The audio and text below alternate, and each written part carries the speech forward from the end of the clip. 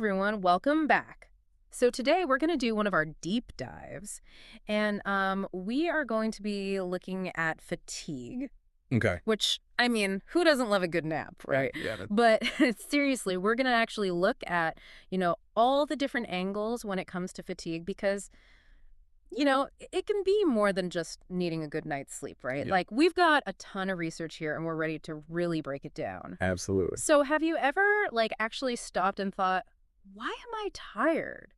It's so easy to just say, oh, I didn't sleep well, or work's got me stressed, or my personal favorite, I think I ate my weight in carbs this week. Right. Those are definitely the usual suspects. They are, but what's so interesting is how all of these things can actually be way more connected than we think. Exactly. It's like a domino effect, right? Yeah. You mentioned stress. Let's say you're stressed out. Stress can actually mess with your sleep. You're not sleeping well. What happens? Your body craves sugar and carbs for a quick energy fix.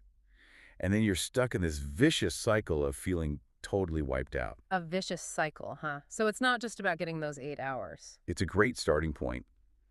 But our research actually points to some more unexpected culprits too, like anemia, for example. Anemia, I always just thought that was about iron levels. Well, you're on the right track.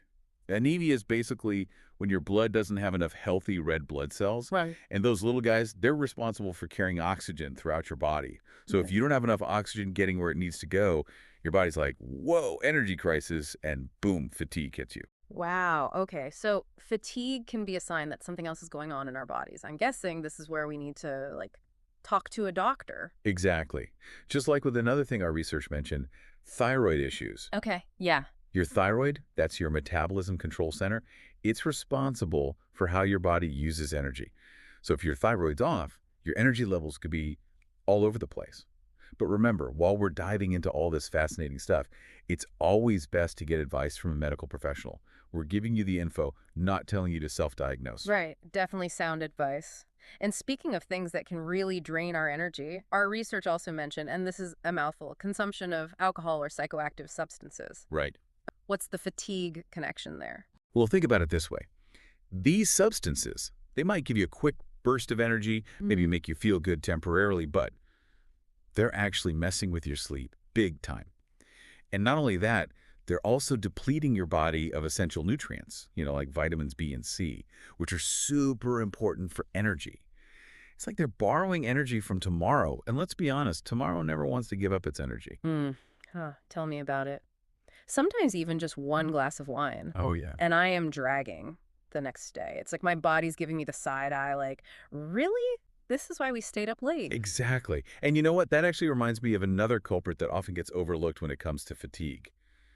Depression. Oh, that's a really good point. Yeah. We forget that mental health plays such a huge role in how we feel physically. It's all connected. Yeah, another layer of this whole fatigue mystery. Absolutely. So, I mean, we've covered a lot here, but basically what we've learned is that fighting fatigue is not as simple as just, getting enough sleep. Definitely not.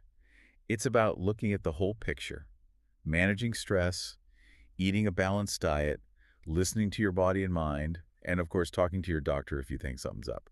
It's like being your own health detective. I love that. So here's something to think about. If you could change just one thing in your daily routine to fight fatigue, what would make the biggest difference for you? What clue will you investigate first? Or feel like you just stepped off a merry-go-round after spinning for an hour. That feeling where even your eyelids are tired. I think we've all been there. Yeah, you, me, and everyone who sent in notes this week on feeling constantly wiped out. Thanks, by the way, for all the detailed notes, everybody. Seriously, some fascinating stuff in there about fatigue. Right. It's definitely something we all deal with, but the why can be surprisingly complex. Exactly. So today we're doing a deep dive on fatigue, and we're going way beyond just, you need more sleep, because honestly, who doesn't know that already? Your notes go way deeper, and I love it. Yeah, we're talking about unearthing those hidden energy vampires. Like, what about those times you're getting enough sleep, eating right, even love that. squeezing in a workout, but still feeling like you're running on fumes? Okay, so let's talk about those curveballs. One thing that stood out to me in the listener notes was a recurring theme: hormones. Yes. Several of you mentioned things like thyroid issues, or for women, those energy slumps that hit during certain times of the month, or menopause. And it makes sense, right? When our hormones are out of whack, it's like messing with the control panel of our energy levels. Hmm. For example, if your thyroid, which acts like your body's tiny energy regulator, is slacking off, that can leave you feeling totally drained. Makes sense. It's like your body's saying power save mode, even when you need to be firing on all cylinders. And let's be honest, sometimes those hormonal shifts feel completely out of our control. Absolutely. But the good news is, once you know what you're dealing with, you can start to look for solutions, whether it's lifestyle tweaks or talking to your doctor about potential underlying conditions. Okay, so hormones are definitely a sneaky culprit. But then there's another one that really blew my mind. Medication. Ah, yes. That daily pill that's supposed to be helping you could actually be contributing to your fatigue. It's not always the case, of course, but it's definitely something to consider. Because I know I've definitely experienced that afternoon slump after taking allergy meds before. Exactly. Antihistamines, for example, which are commonly used for allergies, can sometimes cause drowsiness because they block histamine, which helps regulate our sleep-wake cycle. So like a catch-22. You're taking medication to feel better, but a side effect might be feeling more tired. Right. And it's not just allergy meds. Lots of common medications list fatigue as a potential side effect. The key takeaway here is don't just assume it's all in your head if you're feeling constantly drained. Talk to your doctor or pharmacist about any medications you're taking, especially if you notice a change in your energy levels after starting something new. Totally. Knowledge is power, people. Yeah. All right, so we've tackled hormones, medications, but what about the OG energy zapper? Dehydration. You know, the one your mom's always on your case about. It might sound cliche, but seriously, even mild dehydration can make you feel like you're dragging. Our bodies are like, what, 60% water? Something like that, yeah. Right, so every single cell in our body needs water to function properly. Think of it like this. If your car's running low on oil, it's not going to run smoothly, right? Same with your body and water. So that midday slump, when you'd rather faceplant on your desk than finish that report, could be a water deficit. Exactly. And the easiest way to tell if you're dehydrated is to pay attention to the color of your urine. If it's dark yellow, like apple juice, you need to be drinking more water. And no, unfortunately, those 3 cups of coffee don't count. Sadly, no, though they can give you a temporary boost. Speaking of things that can drain your energy, several listeners wrote in about their experiences with chronic pain and how exhausting it can be to live with constant discomfort. That really resonated with me too. It's like your body is constantly battling something, even when you're just trying to get through the day. Absolutely. When you're dealing with chronic pain, your body is in a constant state of inflammation, which requires a lot of energy to maintain. It's like your immune system is working overtime 24/7, and that takes a toll. So it's not just the pain itself that's exhausting, but your body's response to it. Exactly. And this actually brings up a really important point about fatigue. It's often multifactorial, meaning it's not just one thing that's causing it, but a combination of factors. It's like a perfect storm of energy drainers. Exactly. So it might be a lack of sleep, coupled with some nutritional deficiencies, maybe a medication side effect. And on top of that, you're battling chronic pain. It's no wonder you're feeling tired. It's like trying to juggle while riding a unicycle on a tightrope. Exactly. And that's why it's so important to listen to your body and pay attention to those fatigue signals. It's telling you something's up and it's worth investigating further. So before we wrap up this deep dive, any final words of wisdom for our listeners on reclaiming their energy? Well, we've covered a lot today, and it can seem overwhelming, but here's a thought. If you could choose just one thing to track about your fatigue, besides the basics, what would give you the most insight? Is it your mood, energy levels at specific times of the day, or maybe how certain foods make you feel? Start small, pay attention, and see what you discover. Love that. And hey, maybe we'll revisit this topic again soon with even more listener insights. Until then, remember, you are not alone in this journey, and there's always hope for feeling more energized and vibrant. All right, everyone. So, who else is just constantly tired? Right? I mean, we're always told, get more sleep, don't work so hard. Mm-hmm. But you guys sent in some really interesting research Yeah, about, the sneakier reasons we might be dragging. definitely those hidden energy zappers. So today we're doing a deep dive into some of those unexpected fatigue culprits. Yeah, we're going to uncover what's really going on behind that afternoon slump. And we've got some interesting excerpts, by the way, from this article, Text Calais. I think I'm saying that right, that you guys sent in. Yes, Text Callie. It had some really interesting points about, how we get stuck in these cycles of reaching for these quick fixes that actually end up making things worse. Totally. I'm looking at my second cup of coffee right now and thinking, maybe you're the problem. Right. It's like that afternoon coffee and donut break. It Yeah. feels so good in the moment. Oh, it does. But is it actually working against us? So let's break that down. What's actually happening in our bodies when we go for that sugar rush, that donut, that soda? Well, Tex Colley actually had a really good point about this. Yeah. Our brains, they crave that sugar to quick pick me up, right? Oh, yeah. But here's the thing.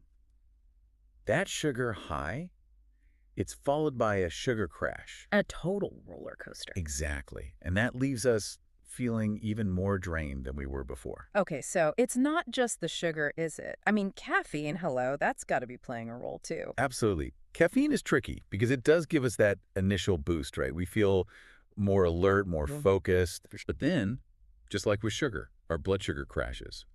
And suddenly, we're even more depleted than we were before that cup of coffee or that energy drink. Okay, so we're talking about cycles, and this one's a big one. Sleep. We hear all the time, 7 to 8 hours, right? hmm But what about those of us who, try to make up for it on the weekends? We sleep in super late. Is that messing things up even more? It can. Consistency is key when it comes to sleep. Our bodies run on these internal clocks called circadian rhythms. They regulate our sleep-wake cycles. And when we have an irregular sleep schedule, it throws those rhythms out of whack. So you're saying even though I think I'm catching up on sleep, I'm actually confusing my body. Exactly. It's like traveling to a different time zone every weekend and then back again.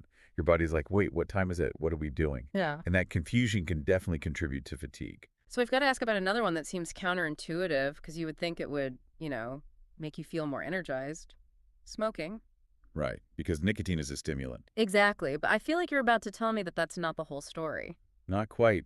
It's like running your car on fumes. Ooh, I like that analogy. You might get a short burst of energy, but you're ultimately damaging your engine, your body, and depleting your resources even faster. So how does smoking actually drain our energy then? What's going on there? Oxygen. It all comes down to oxygen. Smoking harms our lungs, and our lungs are responsible for taking in oxygen and delivering it to our body and our brain. So when our lungs are damaged, we're not getting as much oxygen, and less oxygen equals less energy. It's amazing how these things are all connected. All right, so to recap, what have we got? We've got the caffeine and sugar roller coaster. We've got those important sleep cycles and the need for consistency. And then, maybe surprisingly, we've got smoking actually depriving our bodies of the oxygen that we need. And I think the big takeaway here is that even small changes in these areas can make a really big difference in how much energy we have. Totally. So think about it. What's one little thing you can tweak today to maybe break free from one of these hidden fatigue traps? Yeah. Hey, everyone, and welcome back. So you know that feeling, right? You wake up maybe after hitting the snooze button a few times too many, and you're just dragging. Oh, absolutely. We've all been there. Yeah, and you power through the day, but by 3 p.m., Yeah. it hits you that wave of exhaustion. That, my friends, is fatigue. And today we're diving deep into what makes us feel that way because it's a lot more complicated than just, I need more sleep. Right. It really is. We had a listener actually reach out and request.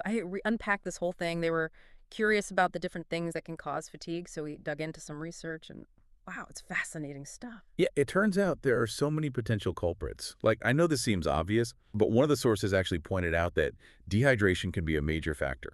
It's true. And it often gets overlooked. People think they're tired when really they just need a big glass of water. Makes you think twice about reaching for that extra cup of coffee. Right. But yeah, the research we looked at talked about how fatigue is really subjective, and I thought that was interesting. Yeah. What exhausts one person might be totally fine for another. You mentioned feeling wiped after just one night of not great sleep. Oh, totally. Whereas someone else could be running on fumes after 4 hours and be perfectly fine. Right. Yeah. Like you said, subjective. And I think that's a really important thing for people to keep in mind because it means there's no one-size-fits-all solution. Absolutely. And that's where understanding the different causes of fatigue becomes so crucial. Okay, so let's get into that. Your research basically broke it down into a few main categories. Right. Yeah, so you've got your physical causes, things like not getting enough sleep, which we've touched on, or having a nutritional deficiency, or even an underlying medical condition. Then there's the mental and emotional side of things. Okay, so we're talking stress. Exactly. Stress is huge. But also things like anxiety, depression, even just plain old boredom can lead to feelings of fatigue. And then, of course, there are lifestyle factors. All right, so what falls under that umbrella? Things like how much you're exercising or not exercising, as the case may be. Your diet plays a role too, like how much processed food you're eating versus whole foods. And even things like your work environment or your social life can contribute. It's like every aspect of our lives has the potential to make us feel more or less tired. It really does. And here's where it gets even more interesting. A lot of times, these causes, they overlap. That's what really struck me when I was reading through this Mhm. idea that it's rarely just one thing. Exactly. It's like a Venn diagram, right? You've got these different circles representing the different categories of fatigue, and then there's that space in the middle where they all intersect. Ooh, I like that analogy. Yeah. So are you saying that most people fall into that overlapping area? I'd say it's pretty common, yeah. Think about it. Someone might be feeling super drained because they're working long hours, which we could put in the lifestyle circle. Okay, I'm with you. But at the same time, they're also dealing with a lot of stress at work, so that's the mental emotional circle overlapping. And maybe because they're so stressed and busy, they're not eating well or exercising, which brings in the lifestyle circle again. Whoa, so you're saying it just creates this kind of like snowball effect. Yeah. Exactly. It becomes this complex web of interconnected factors that all contribute to those feelings of exhaustion. This is making me rethink my whole I just need more coffee strategy. Right. Because if you're not addressing the underlying causes, that extra caffeine is just a band-aid solution. So then what can people actually do about it? Because this all sounds a bit overwhelming. It can feel that way, for sure. But I think the first step is simply being aware of the complexity. Once you understand that fatigue can be caused by a whole bunch of things, you can start to pinpoint what might be going on in your own life. So like paying attention to those different circles we talked about. Exactly. Are you getting enough sleep? How's your stress level? Is your diet providing you with the nutrients you need? Those are good starting points. And if you're feeling completely lost, maybe even keeping a journal could be helpful. Absolutely. Sometimes just tracking your energy levels throughout the day can reveal patterns you might not have noticed before. It's like being a detective of your own fatigue. Exactly. This has been incredibly insightful. We've gone from thinking about fatigue as this simple everyday experience to realizing it's this whole intricate web of physical, mental, and lifestyle factors. And most importantly, we've learned that it's rarely just one thing. Absolutely. And I think that's a really empowering message because it means that with a little bit of self awareness and maybe some experimentation, people can actually start to feel more energized and in control of their energy levels. Totally. So as you go about your day-to-day, we challenge you to think about those overlapping circles we discussed. What factors in your life, be it your sleep, your stress levels, your diet, whatever might be contributing to your own personal experience with fatigue. It's definitely something to ponder, and we hope this deep dive has given you some food for thought. Until next time, stay curious.